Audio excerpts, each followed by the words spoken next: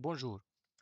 Dans cette séance, nous allons continuer le travail qu'on a déjà débuté dans les autres séances, à savoir la création d'un site web avec WordPress et l'éditeur Elementor. Mais avant de débuter, je préfère vous montrer comment importer un site déjà exporté à travers LocalWP. Cette manipulation est utile dans le cas de changement d'ordinateur ou par exemple d'autres problèmes qu'on peut rencontrer. Donc, on va débuter par cliquer sur le bouton Ajouter un site local.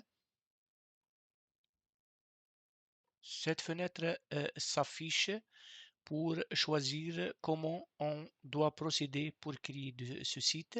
On a plusieurs choix, soit la création d'un nouveau site, soit la création d'un site à travers un blueprint ou la troisième option qui est présente et qu'on va utiliser, c'est la sélection d'un zip existant.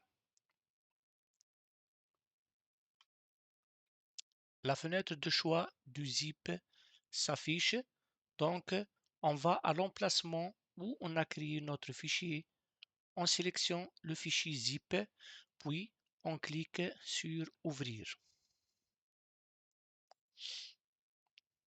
La fenêtre d'import s'affiche. Il y a plusieurs options qu'on peut changer, donc à savoir le nom du site. Donc on peut changer le nom d'un site qui a été déjà exporté. On a aussi d'autres options avancées telles que le nom de domaine et aussi l'emplacement de l'enregistrement de notre site web. Pour le moment, nous allons laisser les paramètres ou les choix par défaut et cliquer sur le bouton Continuer. Une fenêtre de choix de l'environnement de développement s'affiche et lorsqu'on parle de l'environnement de développement, on parle du choix de langage PHP, la version de cet langage-là utilisée, le choix de la version de l'SGBD MySQL, ainsi que le choix du serveur web à utiliser. Ici, on va laisser les choix préférés ou les choix par défaut. On va cliquer sur le bouton Importer site. Après un certain temps, et suivant la taille de notre fichier zip, le site sera créé et le serveur web est démarré. Donc, on peut ouvrir notre site et vérifier le résultat. Donc, on clique sur Ouvrir site. Et voilà, notre site est ouvert. Maintenant que notre site est importé et avant de passer à la conception de notre page d'accueil, je vais vous montrer comment changer l'éditeur de blocs de Elementor qu'on utilisait jusqu'à maintenant vers un autre éditeur qui vient avec la dernière version de Elementor et qui est plus convivial et plus intuitif. Donc, on va cliquer ici sur le nom de notre site, puis sur Tableau de bord pour aller vers l'interface d'administration de WordPress. Une fois sur ce tableau de bord-là, nous allons cliquer sur le menu vertical de gauche sur Elementor, puis sur Réglages. Dans cette fenêtre qui s'affiche, on va choisir Fonctionnalités, puis on va aller en bas jusqu'à barre supérieure de l'éditeur et à la place de cette option, par défaut, nous allons choisir Actif. Et pour enregistrer notre changement, on va en bas vers le bouton Enregistrer les modifications. Pour voir cet éditeur-là, donc, qu'est-ce qu'on va faire? Nous allons essayer d'éditer une de nos pages, par exemple notre page d'accueil. Donc, on va vers Page, toutes les pages, puis Page d'accueil. Puis, on va choisir à éditer cette page avec l'éditeur Elementor. Donc, on clique sur le bouton Modifier avec Elementor.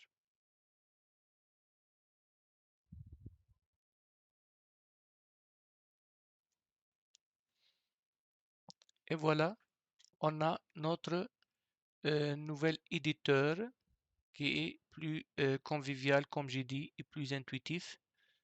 Quelles sont les fonctionnalités qu'il offre? Donc, on regarde ici à gauche,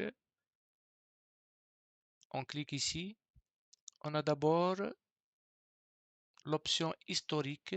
Qu'est-ce qu'on trouve dans cette option-là? On clique sur historique. On voit ici les actions qu'on a prises initialement, par exemple pour retourner vers des versions qu'on a déjà écrasées par la version actuelle. Donc ici, on n'a rien fait. Donc on va voir quelles sont les révisions. On trouve ici les différentes versions de notre site. Ici, on veut revenir à une de ces versions-là. Donc, juste, on clique là-dessus, puis on clique sur Appliquer. Pour le moment, on va laisser notre version actuelle. Après, la deuxième option, c'est Préférences de compte. Donc, on peut changer tout ce qui est préférences de compte ici. Après, et peut-être l'option la plus intéressante est cette option-là. On peut directement de cette interface d'édition, on peut sortir vers WordPress. Donc, en cliquant ici, on peut sortir et revenir vers WordPress. Donc, euh, après, on a d'autres options ici qui sont aussi ajoutées. Nous allons les voir. Donc, d'abord, la plupart des éléments à ajouter se trouvent dans cette barre verticale. Donc, pour ajouter un élément, vous n'avez qu'à écrire le début de son nom. Donc, par exemple, on veut ajouter un bouton. On peut écrire bouton et voilà, on peut l'ajouter directement sélectionné et par un simple drag and drop et l'ajouter dans notre page. Quelque chose d'autre qui est très intéressant que l'ensemble des pages et la migration d'une page à l'autre. Maintenant, on a ce combo-là qui simplifie cette opération. Donc, on peut sélectionner. Vous n'allez pas voir apparaître ici toutes les pages. Pourquoi? Parce qu'à chaque fois qu'on édite une de nos pages avec l'éditeur Elementor, elle va apparaître ici. Et puisqu'ici, c'est la seule page qu'on a éditée, donc c'est celle qui apparaît. Mais au fur et à mesure qu'on édite d'autres pages, ils vont apparaître dans ce combo ici. L'autre option, c'est le fait de voir comment apparaîtra votre site, par exemple, dans un PC, par exemple ici, c'est ça, comme vous le voyez, comment il va apparaître s'il sera affiché dans une tablette et comment il peut apparaître si on va l'afficher dans un iPhone par exemple. Et pour changer, donc, vous n'avez qu'à sélectionner l'environnement cible de changement ici, puis vous effectuez votre changement et ici, vous allez voir comment se répercuteront ces changements-là sur votre interface. Maintenant que notre site est importé à partir du fichier de sauvegarde et notre éditeur Elementor est mis à jour vers la dernière version installée avec WordPress, nous allons commencer la conception et la construction de notre page d'accueil. Mais avant de débuter, nous allons d'abord importer les fichiers images et les fichiers vidéo ou tout autre type de fichier qu'on va utiliser dans la conception et la construction de notre page d'accueil dans notre médiathèque. Pour cela, nous allons cliquer sur le nom de notre site, puis tableau de bord pour aller vers la page de configuration de WordPress. On clique après sur le menu Média et le sous-menu Médiathèque. Une fois sur cette page, nous allons cliquer sur le bouton Ajouter un fichier média, puis sélectionner des fichiers. Dans l'explorateur de fichiers Windows qui s'affiche, on va vers notre dossier TP4 fichiers, puis on ouvre le dossier images, puis on va sélectionner tous les fichiers qui existent à l'intérieur de ce dossier-là, puis on clique Ouvrir pour les importer vers notre médiathèque. Après un certain temps et selon la taille des fichiers qu'on va importer, les fichiers donc seront affichés sur notre médiathèque et ils sont prêts à être utilisés à partir de l'éditeur Elementor. Une fois l'environnement de développement est préparé, on peut passer à éditer notre page d'accueil, mais avant, nous allons ouvrir notre site sur un onglet à part pour suivre les changements effectués. Pour cela, on clique sur le nom de notre site, puis aller sur le site et ouvrir le lien dans un nouvel onglet. Et de cette manière-là, on peut suivre les changements effectués dans notre éditeur à chaque fois que, on ajoute un composant, puis on rafraîchit notre page ici pour voir les modifications. Donc, maintenant, nous allons ouvrir notre page d'accueil dans l'éditeur Elementor. Pour cela, on va cliquer sur Page, toutes les pages, page d'accueil et dans la fenêtre qui s'affiche, nous allons cliquer sur le bouton ainsi sur le bouton Modifier avec Elementor.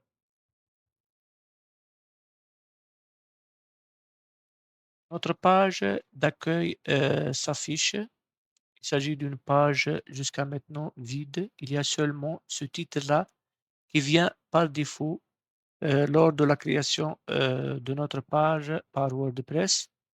Puisqu'on va tout refaire, donc on va cacher ce titre-là. euh, on va cacher ce titre-là. Pour cela, nous allons cliquer sur Réglages de page, puis masquer le titre. Voilà, le titre est masqué. Puis, nous allons cliquer sur Publier pour enregistrer les modifications. Nous allons sur la page de notre site et vous voyez ici que jusqu'à maintenant le titre il est là. On rafraîchit notre page et voilà, notre modification est appliquée. Une fois le titre du site est caché, nous allons ajouter notre section héros à la page d'accueil. Pour cela, on clique sur Ajouter un nouveau conteneur, puis on choisit ce conteneur vertical. Le conteneur est ajouté. Nous allons choisir notre arrière-plan pour ce conteneur-là. Donc, on va cliquer sur ces 6 points-là pour modifier le conteneur. Puis, nous allons sur l'onglet Style, classique. Puis, au lieu de choisir une couleur, nous allons choisir une image. On sélectionne notre image de notre galerie, puis sélectionner. L'image s'affiche dans l'arrière-plan de notre section héros. Nous allons maintenant faire quelques manipulations pour afficher l'image clairement sur notre section. Donc, c'est cette image-là qu'on doit afficher sur notre section. La première chose à faire est de changer la hauteur minimale de notre section héros. Pour cela, nous allons cliquer sur l'onglet Mise en page, puis nous allons augmenter la hauteur minimale de cette section. Ici, par exemple, on va augmenter cette section jusqu'à, par exemple, 600 pixels. Ceci est fait, nous allons aussi changer d'autres paramètres. Nous allons à notre onglet Style, puis en bas, on a les paramètres résolution de l'image, position, répéter, puis taille d'écran. Pour la résolution, on va la laisser à entière pour avoir une bonne qualité de notre image. Puis, nous allons vers position et nous allons centrer notre image sur le conteneur. Donc, vous voyez ici que l'affichage s'améliore. Après, on va passer au paramètre taille d'écran. On a plusieurs paramètres. Ici, par exemple, auto, c'est ce qu'on voit actuellement, c'est l'affichage par défaut. On va choisir ouvrir. On va voir qu'est-ce que ça va nous donner. Et comme vous voyez ici, notre image est maintenant à l'intérieur de notre conteneur. On a aussi les paramètres contenir. Ici, vous voyez que l'image est affichée entièrement dans sa taille réelle dans le conteneur, mais les parties qui restent, ce sont des répétitions de parties de l'image. Pour éviter cette répétition-là, on a dans l'option répéter, on peut choisir aucune répétition et vous voyez ici que notre image est affichée, sauf que dans notre cas, on veut que l'image soit affichée sur la largeur de notre page. Donc pour cela, pour répéter, on va revenir vers par défaut. Pour la taille de l'écran, on va choisir ouvrir. Pour appliquer ce changement-là, donc, et comme d'habitude, on va choisir publier. Une fois les changements publiés, on revient vers notre site et on rafraîchit la page. Et voilà, le changement qu'on a fait est appliqué et cette image-là est ajoutée comme arrière-plan à notre section héros. Maintenant, nous allons ajouter un autre conteneur qui sera imbriqué dans la section héros et qui servira à décrire les objectifs de notre école. Pour cela, on va cliquer ici sur ces 6 points-là pour sélectionner la section héros. Puis, on clique sur ajouter un élément et on va insérer ou imbriquer le nouveau conteneur à l'intérieur de la section héros. Une fois le conteneur ajouté, nous allons cliquer sur ajouter un élément, puis nous allons ajouter un élément titre à l'intérieur du nouveau conteneur, puis ajouter un élément et on va ajouter un élément éditeur de texte.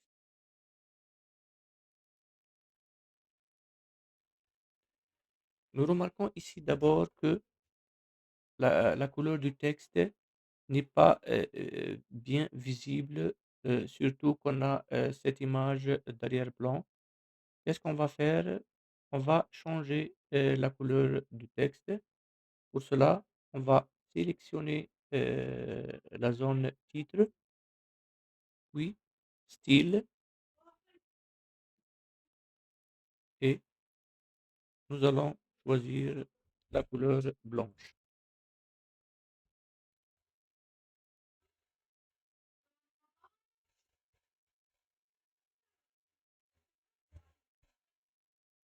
Et on fait de même pour la zone éditeur de texte. Style, oui, couleur du texte, oui, si on écrit le nom de la couleur qu'on a besoin. Donc, on a changé la couleur du texte. Malgré ça, toujours l'affichage est n'est pas optimal encore. Donc, on va laisser d'abord ça à part. On va positionner notre conteneur à l'intérieur de la section héros. Puis, on va revenir à ce problème de couleur de texte. Donc, pour positionner notre conteneur et le centrer à l'intérieur de la section héros, qu'est-ce qu'on va faire? On va sélectionner notre section héros. On clique sur ces points-là. Puis, qu'est-ce qu'on va faire? On va dire justifier, on va vers justifier le contenu, puis on va sélectionner centrer. Et vous voyez ici que notre nouveau conteneur est centré à l'intérieur de la section héros. Qu'est-ce qu'il nous reste maintenant? Il nous reste de résoudre ce problème de texte-là. Donc, l'idée est d'ajouter un arrière-plan à notre nouveau conteneur. Donc, qu'est-ce qu'on va faire? On va cliquer sur le conteneur, style, puis classique, et on va choisir notre couleur. Par exemple, ici, on va choisir cette couleur noire. Mais comme vous le voyez, en choisissant cette couleur, oui, le texte, il apparaît, il est lisible, mais il va cacher ce qui est derrière. Donc, pour cela, qu'est-ce qu'on va faire? On va jouer un peu sur la transparence de cette zone-là.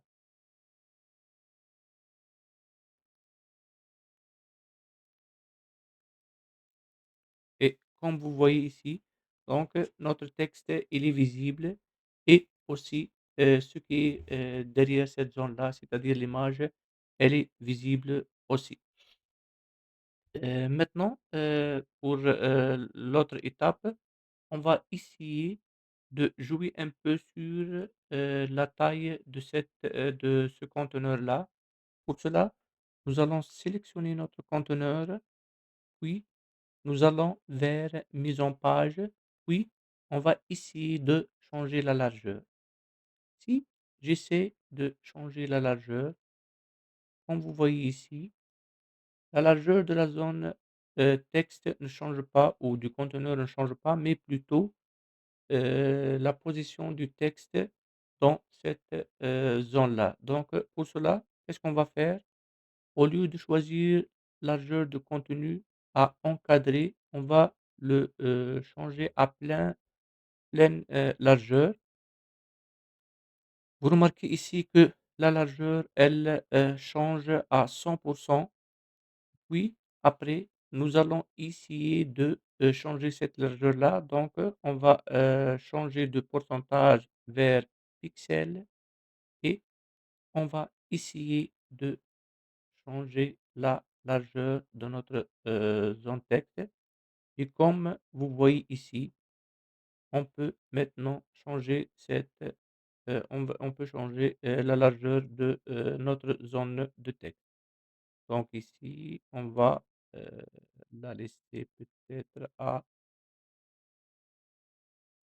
555 pixels. C'est bon. Puis, après, qu'est-ce qu'on va faire? On va changer le contenu de notre titre ainsi que le contenu de notre zone de description. Pour changer le contenu du titre, donc on sélectionne notre zone. Et après, dans l'onglet contenu, nous allons changer ici notre titre. Et ici, on a ajouté ce titre. Après, et de la même manière, nous allons, nous allons changer la description. Donc, on sélectionne cette zone-là. Puis, on va changer le contenu de cette zone-là. Pour cela, on va de la même manière à contenu, puis on supprime le contenu par défaut, puis on colle le contenu que on veut ajouter à cette zone-là. Maintenant, on va essayer de changer un peu, un peu la largeur comme on a fait initialement. Donc, pour cela, on sélectionne notre conteneur.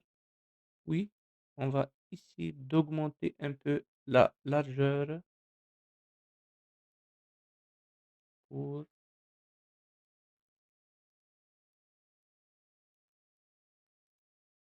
que ça peut prendre un peu tout le titre. Une fois notre largeur est changée, le dernier paramètre qu'on va configurer pour notre zone de texte est la bordure. Pour cela, on va sélectionner notre conteneur. Oui, on va cliquer sur l'onglet Style et sur Bordure. Vous voyez ici, il y a le paramètre rayon de bordure. Qu'est-ce qu'on va faire? On va se positionner sur une de ces bordures-là et la bordure gauche. Puis, on va essayer de changer la valeur. Ici, on va augmenter la valeur juste comme vous le voyez ici, juste pour changer un peu notre bordure. Comme ça, on a terminé à travailler sur ce conteneur-là.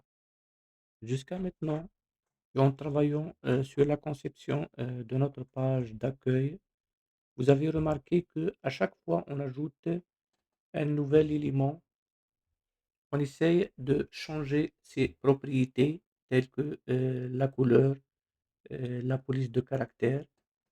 En procédant de cette manière et en changeant ses propriétés de manière individuelle, peut-être à un moment donné, on veut changer ces propriétés-là, donc on doit revenir et travailler élément par élément pour faire ces changements-là, ce qui va demander beaucoup d'efforts et beaucoup de temps. Par exemple, ici, si on veut changer, par exemple, la police de caractère de notre titre, on sélectionne l'élément, puis après, qu'est-ce qu'on fait? On vient ici, on change la couleur, on change ici, par exemple, la police de caractère, etc.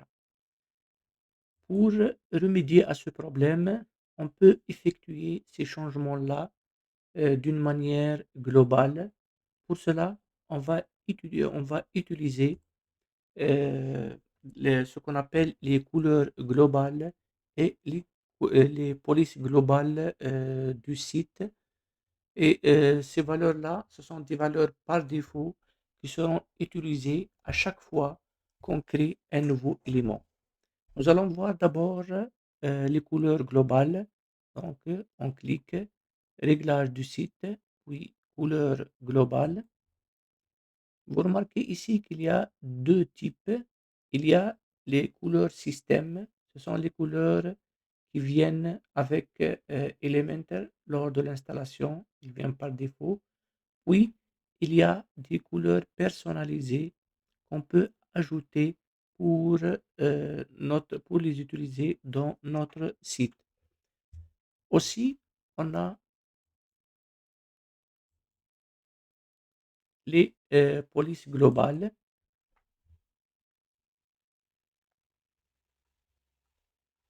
Comme vous voyez ici, comme les couleurs, on a des polices par défaut qui viennent avec l'installation.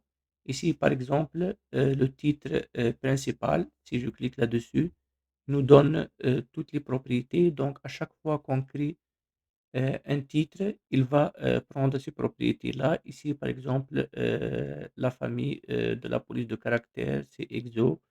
La transformation, c'est capitalisé, c'est-à-dire la première lettre de chaque mot est majuscule. Le style, c'est italique, etc. On a aussi le titre secondaire. ce sont les propriétés, la famille de la police, etc. Donc ici, on peut créer aussi nos propres polices de caractère. Comment on peut faire ça? Donc, d'abord, on doit choisir, par exemple, pour les couleurs qu'on va appliquer à notre site. Pour cela, il y a plusieurs façons de faire, plusieurs façons de choisir des couleurs. Parmi ces manières-là, il y a des sites qui vous donnent la main pour choisir vos couleurs, parce qu'en fin de compte, la couleur se résume dans ce code-là qu'on peut ajouter puis avoir notre couleur. Pour faire, qu'est-ce qu'on va faire, comment on va procéder? Ici, par exemple, on a ce site-là, colors.co. Comment on fait pour avoir nos couleurs? Donc, il vous donne toutes ces couleurs-là et à vous de parcourir cette liste et choisir les couleurs que vous voulez appliquer. Comment on procède? Donc, juste vous cliquez sur la barre espace. Donc, vous voyez ici que les couleurs changent. Par exemple, disons que je veux cette couleur-là. Donc, juste je verrouille cette couleur-là pour qu'elle ne se déplace pas lorsque je clique sur la barre d'espace. Puis, je continue ma recherche. Vous remarquez ici que cette couleur n'a pas changé. Donc, puis, je continue. Disons, par exemple, je veux cette couleur-là aussi. Donc, je la verrouille. Donc, remarquez que cette couleur ne change pas. Et disons que je veux choisir cette troisième couleur. Une fois j'ai choisi mes couleurs, la seule chose à faire est prendre ces codes-là, puis j'essaie de les enregistrer pour les utiliser ultérieurement. Donc ici, j'ai la première couleur. Après, j'ai la deuxième couleur,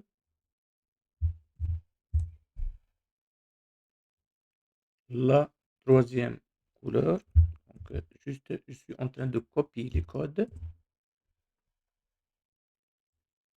Après, qu'est-ce que je vais faire pour créer ces couleurs globales-là? Donc, je reviens à mon éditeur et juste pour vous rappeler, donc, réglage du site, puis couleur globale et ici, je clique sur le bouton ajouter une couleur. Les couleurs qu'on va ajouter, ils vont s'ajouter à cet espace-là de couleurs personnalisées. Donc, je clique ajouter une couleur. Vous remarquez ici que la couleur a été ajoutée. Je clique là-dessus pour changer ses propriétés. Il m'affiche cette fenêtre pop-up là. Donc, la seule chose à faire est de mentionner le code de la couleur dont j'ai besoin. Donc, ici, copier. J'arrive ici, je supprime cette valeur-là, puis je donne la nouvelle valeur. Donc, vous voyez ici que je viens de créer cette couleur-là. Donc, ici, pour cette couleur-là, donc, on l'a créée.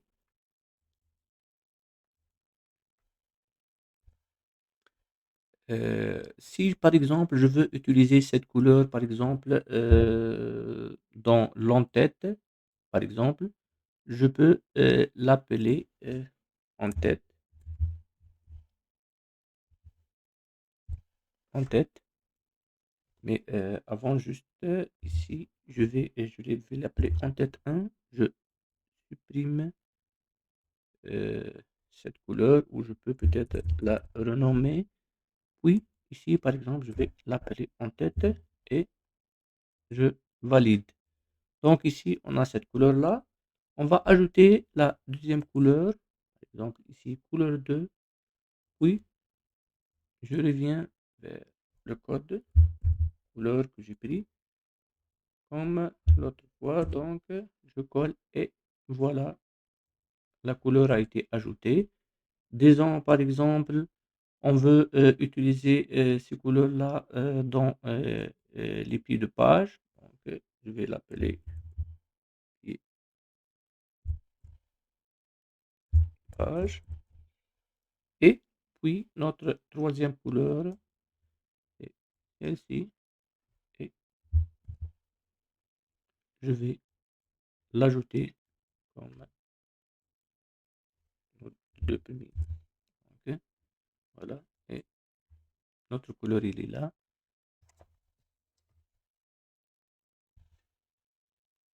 Puis, on va la nommer, par exemple, paragraphe, parce que on va l'utiliser comme arrière-plan des paragraphes. Les couleurs sont ajoutées. Comment on va les manipuler maintenant?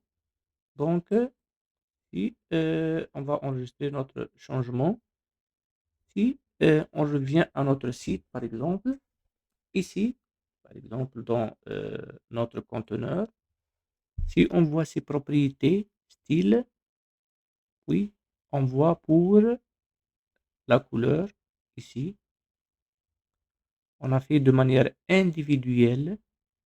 Si par exemple maintenant, on veut la changer de manière globale, on clique ici sur personnaliser, puis comme vous voyez ici,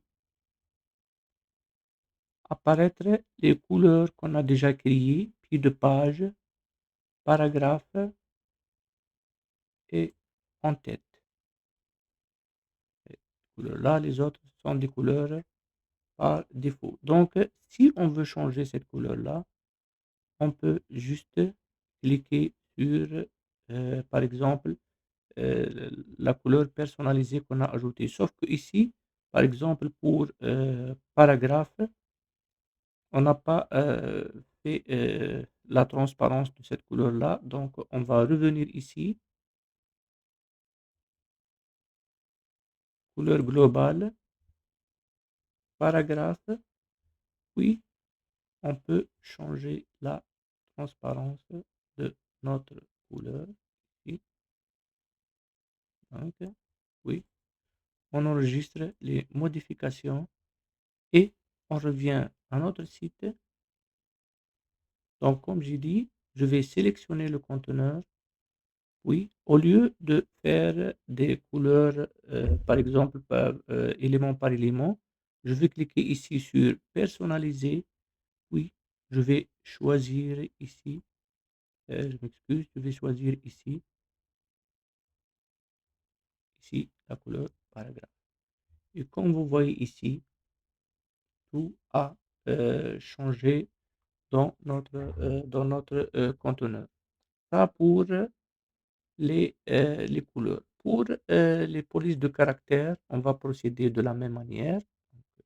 Police globale. Vous remarquez ici que on a ces polices-là qui arrivent par défaut. On peut soit ajouter euh, des nouvelles polices de caractère, soit modifier ces polices-là. Nous, qu'est-ce qu'on va faire? On va modifier les polices existantes. Donc, on va cliquer ici. Vous remarquez ici les propriétés.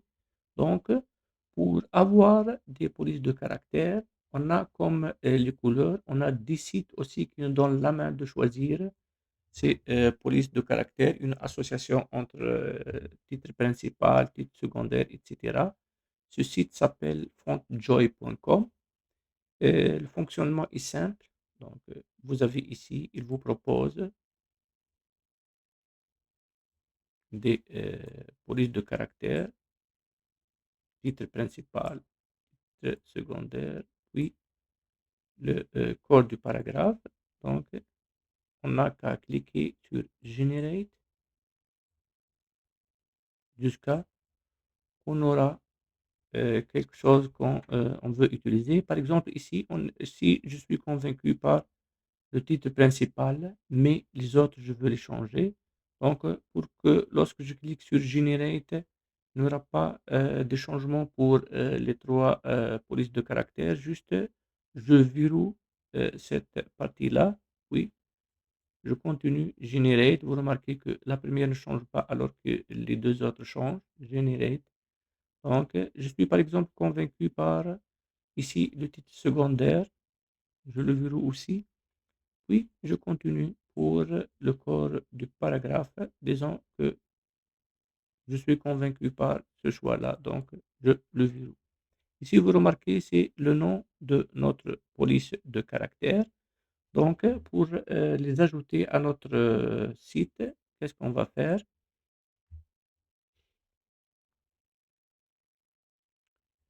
Donc, on va cliquer sur la police. Puis ici, pour les propriétés, par exemple, ici, notre titre principal, on a dit qu'on va utiliser, par exemple, ici, Noticia Texte. Je viens ici, je clique, j'écris Noticia Texte, vous le voyez ici. Et voilà, notre titre principal a changé. Puis, on va enregistrer les modifications. Pour notre titre secondaire, on va faire de la même manière. Nous allons revenir vers FontJoy. Qu'est-ce qu'on a choisi? On a choisi Carla. Donc, on revient vers notre site. On vient ici, on va écrire le nom de notre police de caractère, c'est Carla. Puis, enregistrer les modifications. Et pour le corps du texte, on a choisi Aleph. Donc, on va cliquer ici, corps du paragraphe. Donc, on va choisir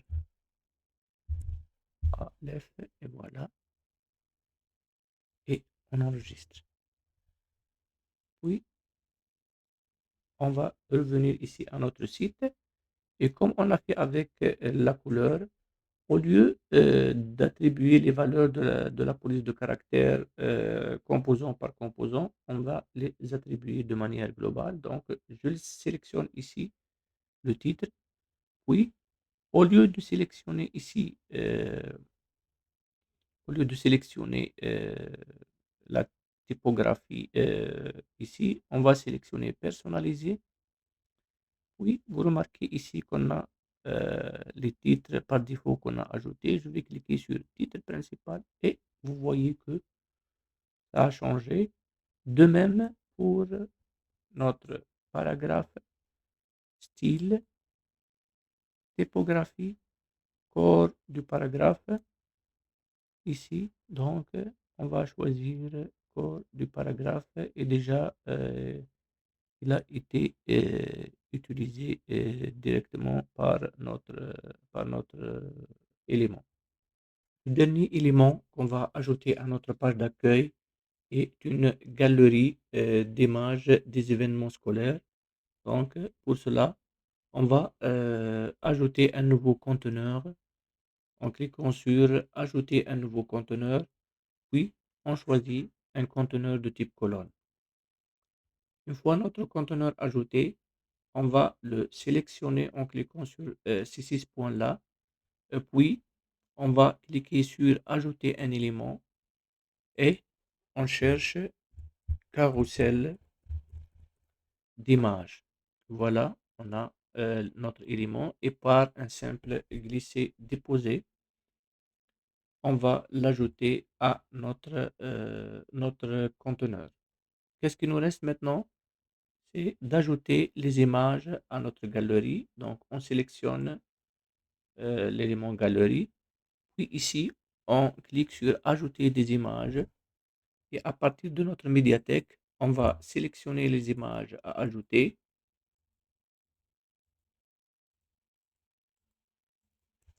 Puis, sélectionner une nouvelle galerie. Voilà, notre galerie est composée. On va insérer les images dans notre galerie. Après, on va ajouter un titre à notre galerie. Pour cela, on va cliquer de nouveau sur Ajouter un élément, puis Titre, et on va ajouter ce titre à notre galerie. Donc, on va appelé événement scolaire. Maintenant que le changement est fait, on va cliquer sur publier, puis on va vérifier est-ce que le changement a été effectué ou non. Donc, on va rafraîchir notre page. Et voilà, notre galerie elle est ajoutée. On peut défiler et regarder les images. Sauf que ici, par exemple, si je veux cliquer sur une de ces images-là, d'abord, vous voyez que l'icône de notre souris n'a pas changé. Je clique, il n'y a rien. Pour afficher notre galerie ou agrandir les images de notre galerie, on a une autre propriété à changer. Donc, quelle est cette propriété-là? Donc, on sélectionne notre galerie. Et puis ici, dans lien, vous allez choisir fichier média et vous allez publier. On revient à notre site, on rafraîchit. Vous voyez que voilà les mêmes fonctionnalités, sauf que si je mets notre curseur sur une de ces images-là, d'abord, elle se transforme sous forme de main. Puis, lorsque je clique, donc, il m'affiche l'image, grande taille. Puis, je peux aussi voir les images, les autres images de ma galerie.